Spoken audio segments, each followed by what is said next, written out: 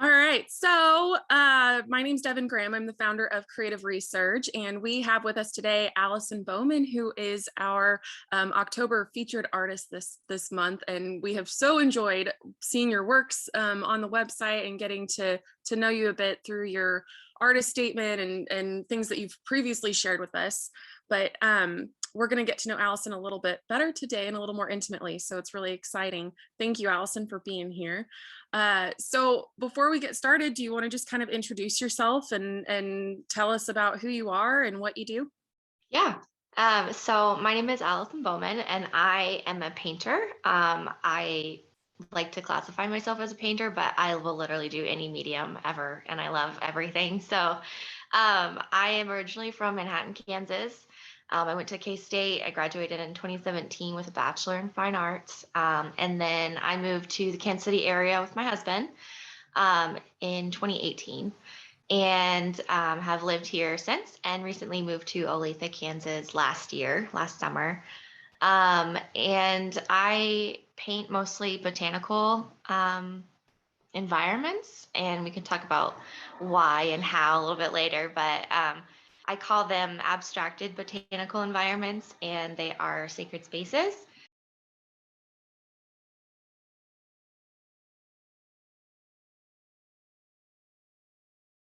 This is why I don't go live, because this is I know, exactly.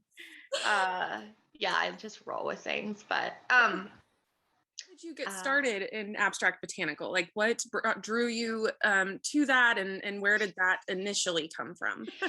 so I call them sacred spaces because they're a form of therapy for me. Um, when I graduated from high school in 2014, I got accepted into the Fort Hays State Art Program in Hays, Kansas, which is about 2.5 hours away from my hometown.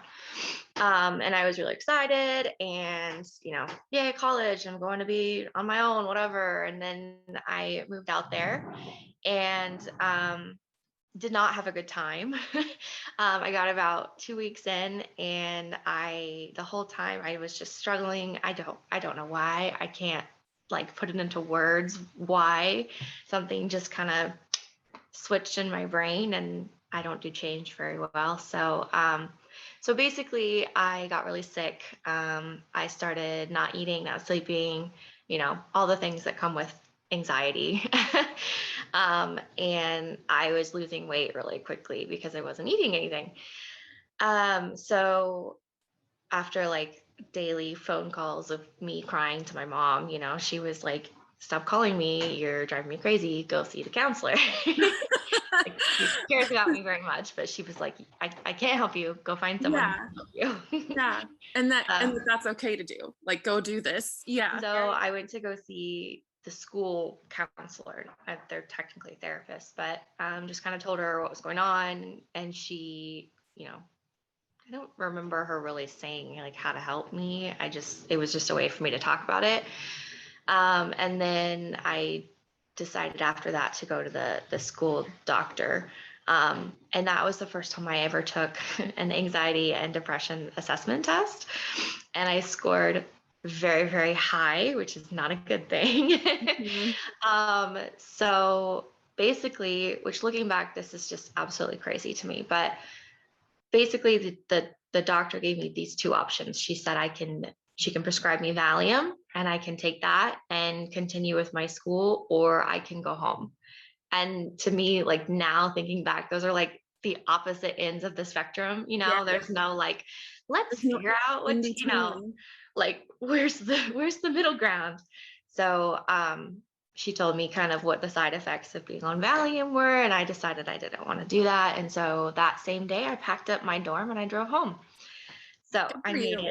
Yeah, I I know. really mean that, because I think that there's so much value in acknowledging your own needs, and I think that that should be more. I hate using the term normalized because it's used so much now, but Yeah, it should be more normalized and more, like okay to do that. So good for you for driving home. thanks. In the moment I felt like I was being weak, and I was, I was just desperate. I was backed into a corner. I didn't know what to do, so I just went back to what made me comfortable, which was home. Yeah. And So I had been medically withdrawn from college because I was sick, but the doctor gave me an out. So I came home. I started doing online classes at Highland Community College, and I did as many classes as I could pack in for the 8-week sessions. Like I was taking like 24 credit hours in 8 weeks. Holy cow. Because I was like, I need to get this done. Yeah, I was like, make up for lost time. Let's do it. Let's go. Yeah, well, and you're feeling in a safer space being at home. Doing that, I did that for maybe a year and a half, maybe a year. And then in fall of 2015, I enrolled and was accepted into K-State, their art program. So I went there, and it was nice because I had done all my gen eds online for cheaper. And then basically when I started at K-State, it was just art all the way through for 2 years. So it was good. It ended up being fine. But that whole time I was still struggling with kind of the embarrassment of having to explain to people why I was back.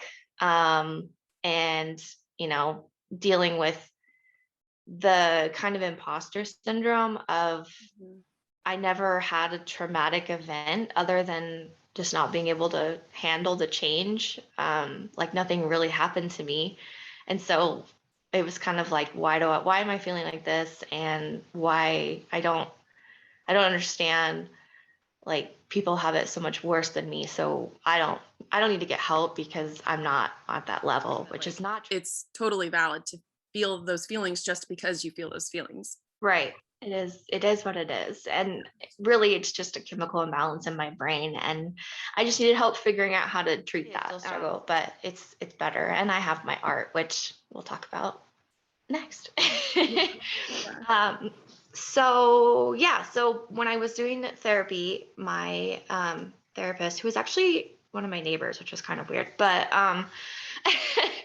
they encouraged me to start using my painting as a tool for like calming, meditation, that kind of thing, because that's what, like if I start painting, I could get lost and just zone out for like hours, like it's a type of meditation, it's a type of therapy. So that I grew up in Manhattan, which a big feature attraction kind of thing in that area is the Conza Prairie.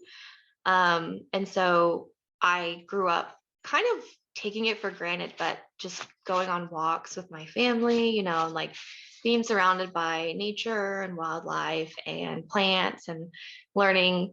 We would take field trips in like, I think it's like 3rd grade. You go out and you do like a walk on the prairie and they teach you about all the native plants and stuff. And so that's kind of where my love of like nature came from, was just being surrounded, like you're out on this hill surrounded by nature. It's pretty crazy. So that's where that started. And then when I was in an intermediate oil painting class at K-State, I think it was like 2016. I decided that I wanted to start painting self-portraits, which I am not good at. I don't paint people. Like that's not my thing. I admire people who can paint people because I cannot, but I wanted to try. You mean that every artist doesn't do every type of art? Isn't it crazy? Yes. Yes. So you explored portraits or because you have to take in college, in art school, whatever, you have to take like figure drawing, you have to take watercolor, you got to try everything for the most part. So this was in kind of like my figure phase, and I was like, I'm gonna paint myself. And so I started doing that. And so I was painting myself, kind of like depressing paintings because those were the emotions that I was feeling. But then the backgrounds, I was using plants and botanical shapes and kind of just this like environment that I was in. And so during a critique in that class, we were talking about the figures and whether or not they were actually necessary to portray these emotions. And so that got me thinking, what if I take out the figure and just focus on the plants? And so that's when I started painting my environments, and they've definitely changed over time. But they started out really, really dark because I was like, oh, I want to express sadness. I'm going to use black, like I'm going to use Yeah. blues. So it was very literal, because, I was still struggling with depression. Yeah. I couldn't leave my hometown. Like, even if I drove to Topeka, which was an hour away, I would get sick. I would like feel like crap because I don't know. It was just this Yeah. thing in my brain. And so those were the paintings that I was doing at that time. So yeah, uh, What's interesting about that? yeah, So I, a few years ago, worked with an artist that um, her work was completely 100% abstract, like very straightforward shape, tone, like not a lot of shading, like very uh, simplified in the sense that like it was a straightforward thing. But she yeah, identified them as self-portraits and yeah, your portraiture. And I'm hearing similar things with your botanical paintings that in a lot of ways they are self-portraits or may have started that way, that that terminology doesn't necessarily have to mean that it's a face and like this is what it is and I'm sitting, that can be open to interpretation in another way. right, yeah, and that's a good point because because even though they started out as self portraits, they kind of turned into an abstract way for me to express how I was feeling, but also something that people who are looking at it could relate to, or they could see that and say, okay, maybe was how she was feeling when she was painting it, instead of me saying something's wrong with me, I'm sad, I'm depressed, very anxious, like they could see that and say, okay, maybe there's something going on, you know what I mean? Yeah.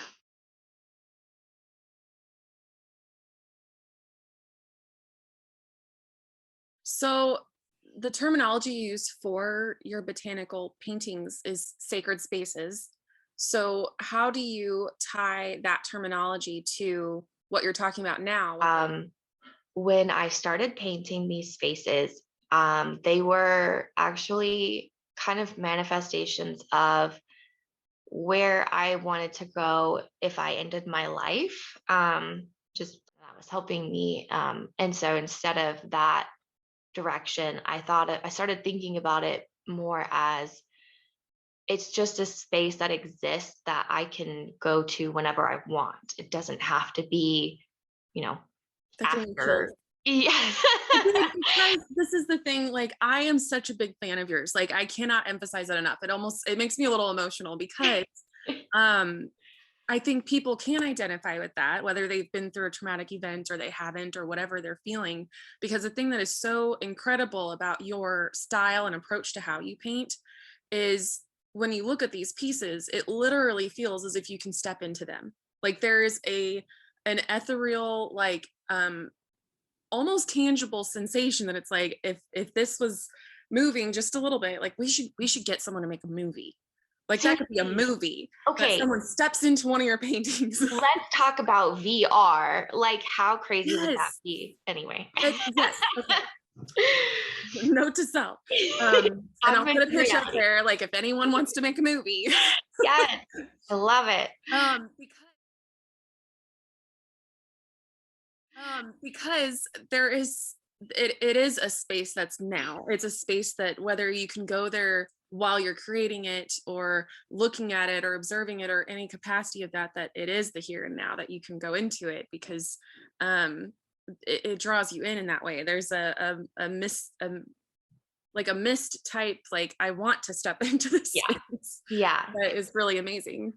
And at first they were so dark that it was like not very inviting. It was a little bit scary. Mhm. And so that has definitely changed over the years to where they're still like mysterious and kind of a little bit, maybe a little bit daunting at sometimes, but they're not dark or scary by any means anymore. They're colorful and they're like, hey, come explore. So yeah, so once they turned more into that like personal escape, then I started thinking, well, if I'm going to be doing shows or if I'm going to be, putting them out into the world, why can't they be spaces that other people can enjoy and use as well? So now they've turned into more of let me share this thing with you and, help you maybe find a little bit of peace or whatever, or just admire the beauty. Like Yeah. that's the thing with nature, is it's just so beautiful. So Yeah. It's yeah, valuable on its own, yeah, just for the sake of it. definitely. So thinking about like the evolution of your paintings and things like that, what inspires you now? Like, how has that, uh, those resources for inspiration, how has that evolved, or what inspires you now? Yeah. So um I'm still inspired by just nature itself. And now that I live in Olathe, there's a bunch of, places I can go that are close by that are like nature reserves, for me to go kind of just look at nature, be in nature, because nature itself is calming. And so I'm kind of reflecting that in my paintings. But also, I just am really inspired by other artists. I spend a lot of time on Instagram and basically I'm just scrolling through, looking at other artists' work and, listening to them talk about how they're portraying something, and a lot of times it's totally like parallel with what I'm trying to say. And so, it gives me a little bit more solid basis to go on. When other artists are talking about the same thing, I can kind of use that to help me a little bit too. So yeah. I love that. Um, do you ever have moments where you may feel less inspiration or run into like artist block, or like, writer's block, artist block? And how do you like get over that? Yeah. So let me find that in here. Okay, so um artist block is tough and it's real and it happens to everybody. And a lot of times it's just when I don't want to come down and paint, or like I come down to I sit down. My studio is in my basement at my house, so I come downstairs and start working on something, and I spend like 5 minutes, and I'm like, I don't like this. I don't know what I'm doing. I don't like this. Isn't going anywhere, and that's kind of artist block for me. It's just that feeling of like this isn't working, and just not feeling creative. So a lot of times, and I should do this more, but you just have to keep going. Like instead of working on a large scale painting like I usually do, I'll start pulling out smaller canvases or small pieces of paper that aren't as precious, and just start doing something. And eventually, it could take 100 times. Like that's a little exaggeration, but Well, like it could, yeah. until you finally see, okay, maybe this will work, and you're kind of you're getting back into your groove. Another way that I use more often is just switching up my medium. So I really like ceramics. I'm not very good at it, but it's just a whole nother process in itself.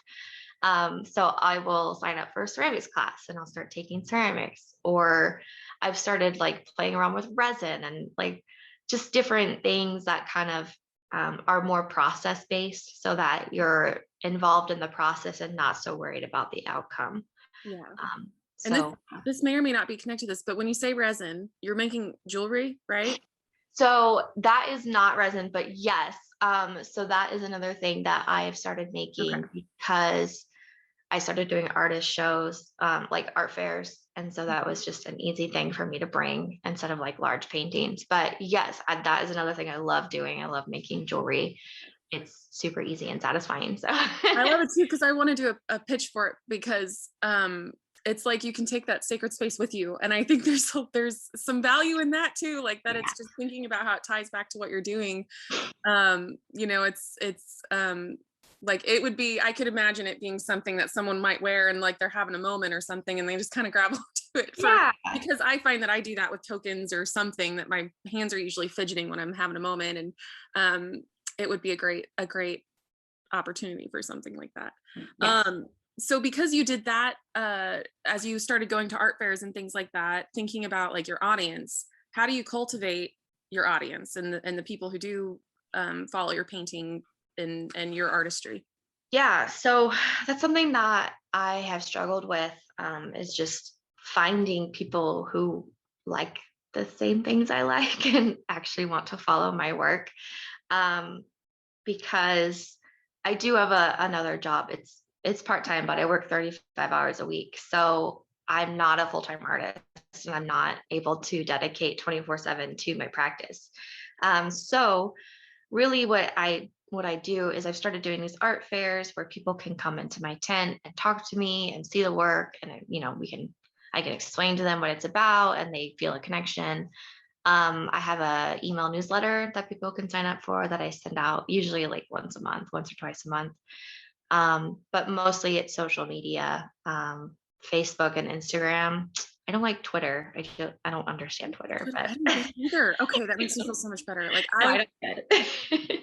like we're like neither of us are like my mom does Twitter. I don't get it, but anyway. What? Yeah, I'm like I don't understand. I literally don't understand what it's for, how it works, or anything like that. There's just so many times where I can't explain what I'm trying to say in 120 characters. Yeah. And also it's not very visual. So like, Yes. what's the point? Like, Yeah, totally. I'm on that train. Um, so what are your social media handles? so I will spell it out. So it's Amaranthine Artist. So it's at AMARANTHINE, an artist, all one word. So Amaranthine is something I came up with a long time ago. And it's just kind of stuck. My mom loves it and she's like mad at me whenever I try to change it. So, so Amaranthine means everlasting. So in mythology, the amaranth flower, it's kind of like the story of like Rapunzel, the Disney version, where Mother Gothel has the flower and it's in like Rapunzel's hair and it gives her like everlasting beauty, whatever. But so it gives you everlasting life.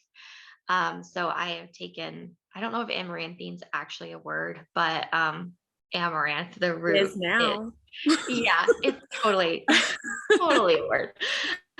So it just means everlasting. And so that's kind of how I view my art, and art in general is just art is there forever. It always has been. It's an entertainment. It's in our media. It's always there. So Yeah.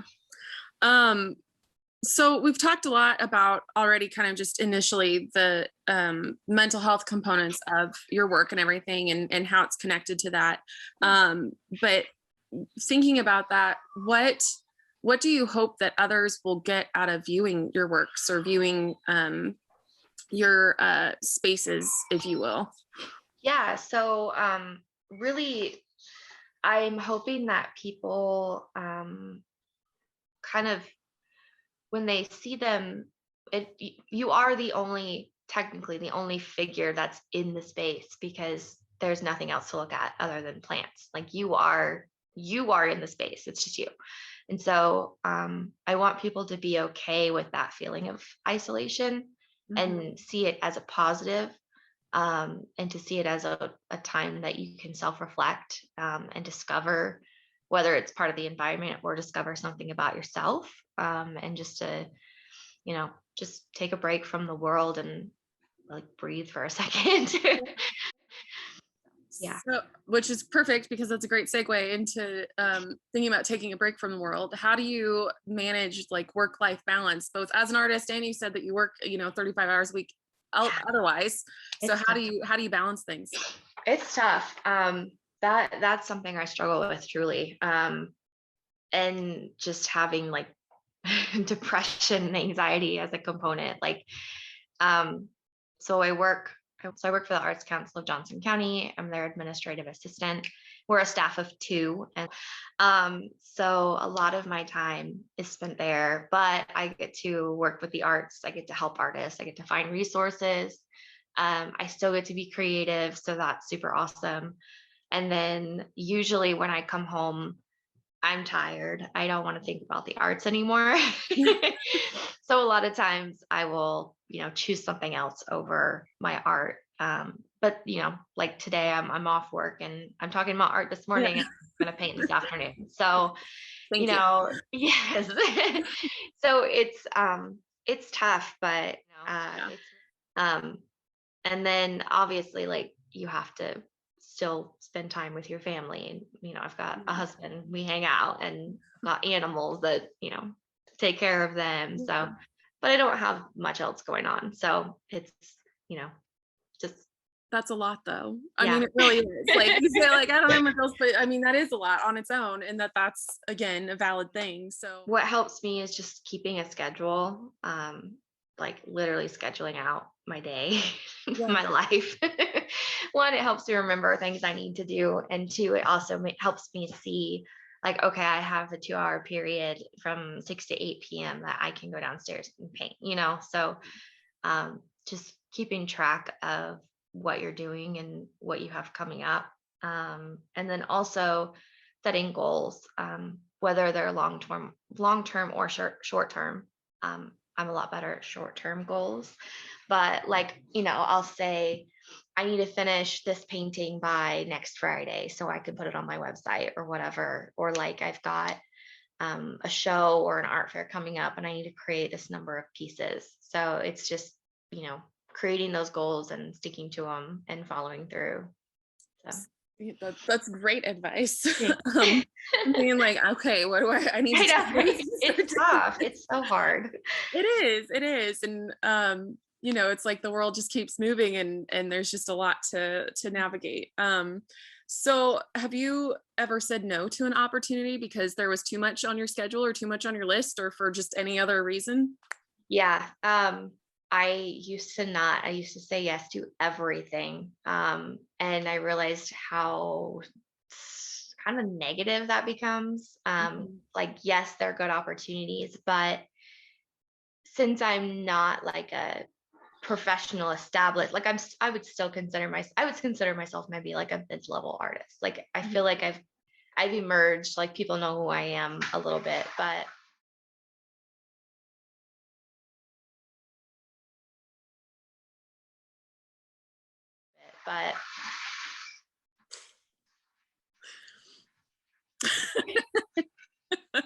so cut that out.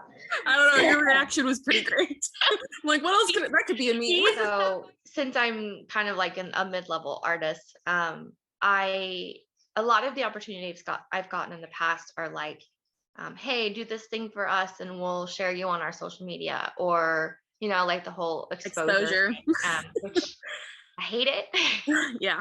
It's awful. People need to stop. Because pay artists deserve to get paid. Yes.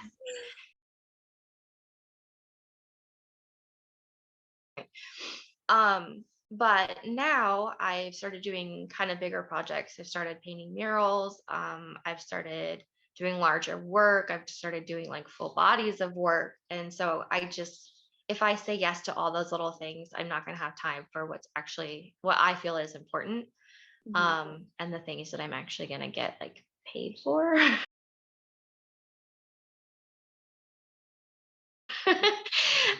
So while I still do like donation, I donate my time sometimes, or someone will ask me to do something and I'll do it for them, but I think it's really important to make sure that people know that they can't just take advantage of you, even though like, just because you're an artist, like that's your job. You still deserve to get compensated. Yeah. And drawing that line too, because I think it's accepting that no is an okay term to have in your vocabulary, because I think a lot of people struggle with that, myself included, that it's very easy. And I don't even know what it is, like why, but it's just like the sacrifice of yourself in order to appease others, even though it really doesn't even matter, it doesn't even really matter. Yeah. And I'm really bad at that. I'm really bad at, saying, oh, it's fine. I'll be okay. I'll figure it out, like, no, it's not going to be fine. You're going to be overwhelmed. And I know that, but I still am like, yeah, let's do it. So it depends on the opportunity, but I just kind of have to decide whether it's worth it. And that's what's going to be my next question. So how do you decide when is the appropriate time for you to say no versus like agreeing to an opportunity? Yeah. I usually say no. Well, I always say no if it's someone I don't know who reaches out and asks me to do something for free. I will say good no. line to have. That's a good I will say, I'm interested in your proposition, but here's my Yeah. hourly rate or whatever, and then also it goes back to scheduling. I like to schedule out at least like a year. I like to know what's coming up and kind of set my try to have like a project every couple months or This whatever. wasn't necessarily a question that I originally sent you, but just I'm curious your thoughts, because we've talked a little bit here in the last few minutes about the importance that artists get paid, and that needs to be acknowledged, that is of value, and that the artists are of value themselves and their works of value. Do you think that our society is starting to shift toward acknowledging that more? Do you think we still have like a pretty long way to go with that? Um, as society, I think we still have a ways to go, but at the same time, I think what I've noticed, at least in my community, our community, is that since COVID, since the pandemic started, people were relying on artists to create entertainment and to create things. People were going out and buying local art, buying art. So I think that artists have really figured out in the last year and a half that they deserve to be paid and compensated for their work. And so it seems like a lot more artists are kind of not locking down on that. You need to pay me if Yeah, I'm going to do something for you. So absolutely. yeah, Good.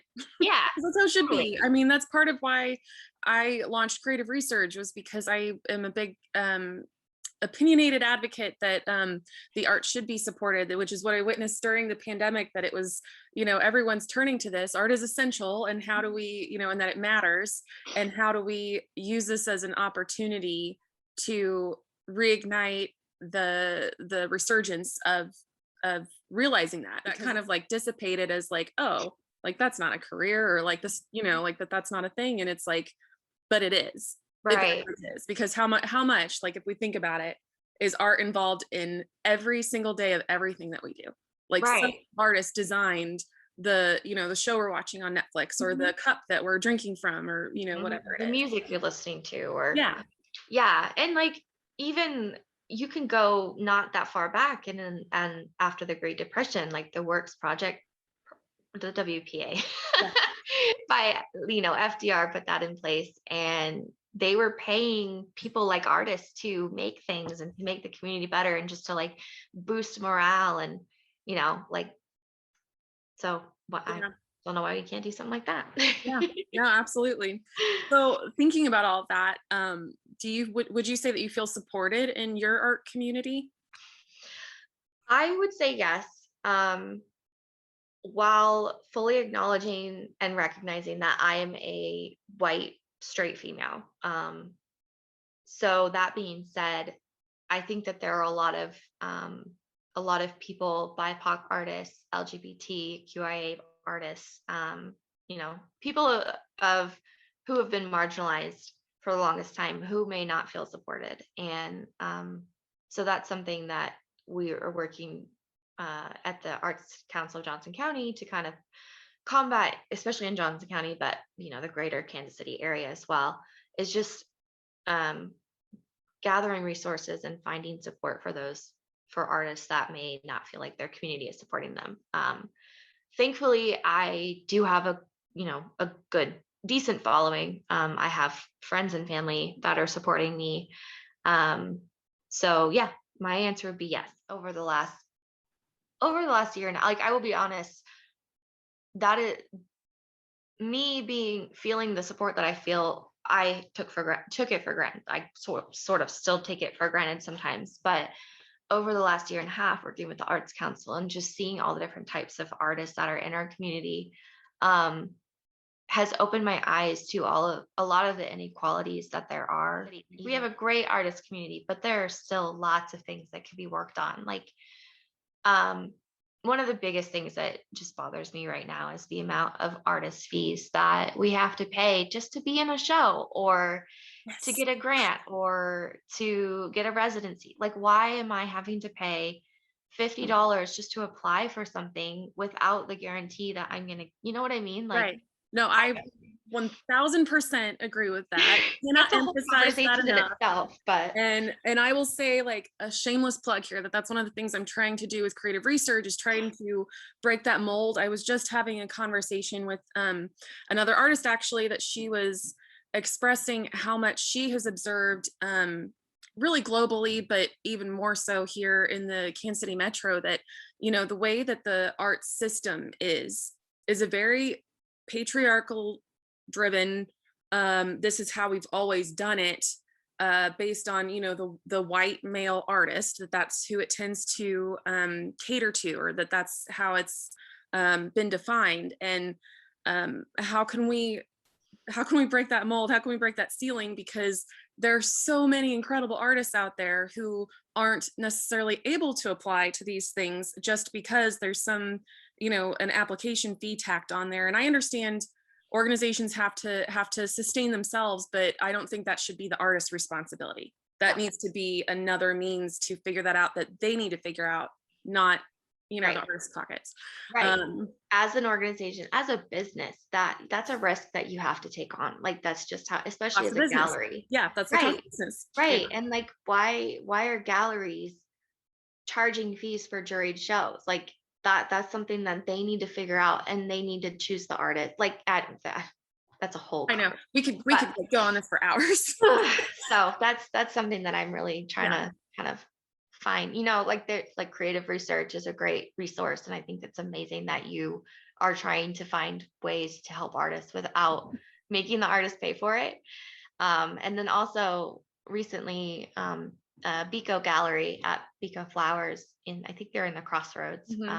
They have also been talking about that, and kind of how do we make things more equitable for artists in our community. So there's conversations happening, and it's just a matter of how do we get together and do something. Make it happen. I will. And I think it's great to hear, though, because, and I appreciate your kind words, because again, like, this is important. And I think that people need to realize that this is important, because that is ultimately what gives the personality and the energy of our community, is the arts in some way or another. Imagine if we didn't have visual artists and musicians and like performing arts and all those things. Like, it'd be like the Halloween Town too, when it's like goes from colorful to it's just like all gray and boring. like the worst place to be ever. Yes. And so it's like, whatever we can do to support artists, arts organizations, and things like that, like, we need to make that a priority. I think that's just as important as our road infrastructure and like all these other things that we have. That is just equally as important. And it's like, I hope that we are on the way to realizing that and acknowledging that. And I'm glad to hear conversations are happening, because I just think that's important. And thank you for bringing up that the equivalency of art and road infrastructure, because it is true. It is so true. Like, I don't have any facts or figures on the top of my head, but they're out there. There is proof that art helps with economic development. It helps with tourism. It helps with medical, health and wellness. Anything you can think of, the arts has a part in it, and people don't realize that. So and just as much as you're fine. I'm just like, I'm like, yes. I know. We need roads, we need all that, but we also need to support artists, because we make a lot of that stuff happen. So. Yes, and I don't think a lot of people realize, and I don't have the exact figure off the top of my head, but the arts bring like millions of dollars in economic growth to like communities, let alone our community. And it's always unfortunate to see that that's the first thing to get cut, the first thing to get taken out of schools, the first thing to like, let's get rid of that. And it's like, but that should absolutely be a core subject, in the same sense that math and science and everything else is, because it should be STEAM and not STEM, in my opinion. Totally. Because it literally goes hand in hand. And I hope that people are starting to realize that and support that more. Sorry. No, go ahead. You're fine. At the programs at the high school level, we're not going to have any people going to college for the arts or trying to get jobs in the arts. Like, if we want the arts to flourish, you got to keep the programs in schools. Like, that's just fair. Like, that's bottom line. Yeah, absolutely. And the other, okay, I'm gonna before I change topic here, because we've been talking about this for hours. The other element to that I think a lot of people don't take into account is how many of the STEM jobs need the arts because of the type of thinking it develops. Like it's problem solving, it's creativity. And when we're thinking about, as the hiring process changes and as, generations continue to advance, that's really, even if you don't go into an arts industry per se, that is still a skill set that is starting to be seen and desired more and more is that background. Yeah. Because it just brings so much. I know. Okay, so thinking about that, what can we as a community do to support arts and artists? Yeah, so one of the big things that I think that our community could do is just to have more communication across county lines, because we are a 5-county metro. We have Johnson County, Jackson County, Wyandotte County. I don't even remember what the other one. There's 2 more. Sorry, those counties. You're there. It might be mine. Is Platte County part? I don't know. Anyway. I don't remember. I'm terrible. Anyway, so I think having communication across county lines, sharing of resources, sharing of opportunities, whether it's something happening in Jackson County, why can't Johnson County artists apply? You know what I mean? Like they need to be made, but Wyandotte County needs to be made just as much aware of opportunities as artists that are local to Jackson County. Unless it's obviously like a county specific show or whatever. But I think that's a big thing, is just communicating more. And that's something that the arts organizations in our counties and communities should be doing, which I think there's quite a bit of that, of, meeting and talking about metro-wide advocacy. So it is happening, but and then also just making sure that there is equal representation for BIPOC, LGBTQIA artists that have been historically or people that have been historically marginalized. Just equal representation, equal access to resources and opportunities. And then the last thing that would help everything is just government funding. Yes. So just as an artist, maybe this is kind of off a little bit, but like having some way to teach artists how to advocate for themselves, because really the very top thing that we can do is just get more money to the NEA. I mean, that's what's funding our grants and our residencies and our opportunities and our organizations. Like it's all political, and so it's kind of hard.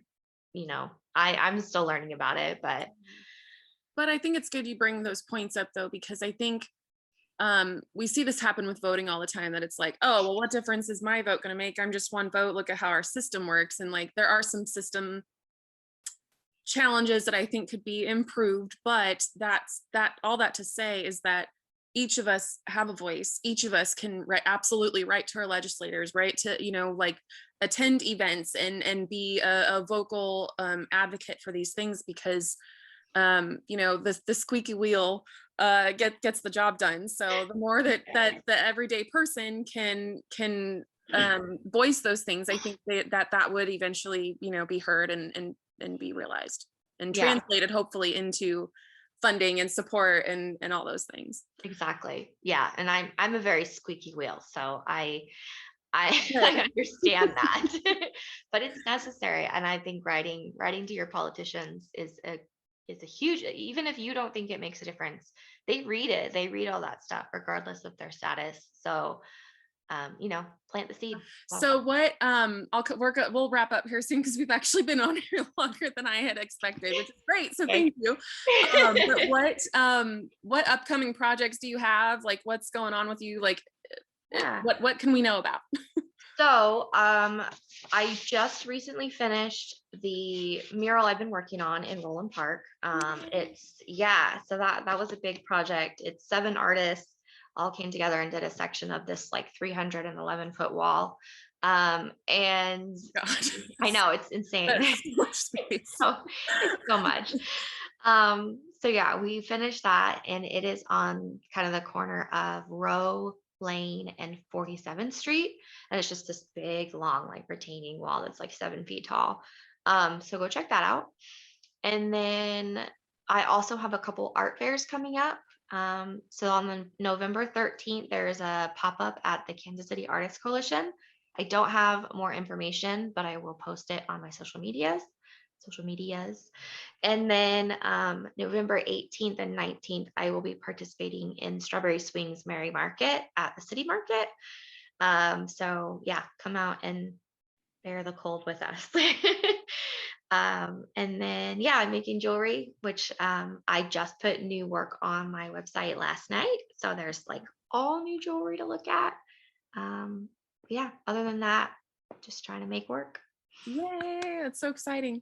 Hey. All right. Well, I want to say thank you again for spending this time with us. I'm going to be sharing this through different social media outlets and maybe some clips, and at least have the full scope of it on the Creative Resurge website too. But thank you very much, and to everyone who is watching this or who has seen this, please, please, please support artists. Support Allison Bowman, who is a fabulous artist that is worth knowing. Yeah, give her a like and follow. Creative Research. Yes, and please, please, please support Creative Resurge, trying to just support artists in any way that can be done. And so so yeah, well, thank you guys. And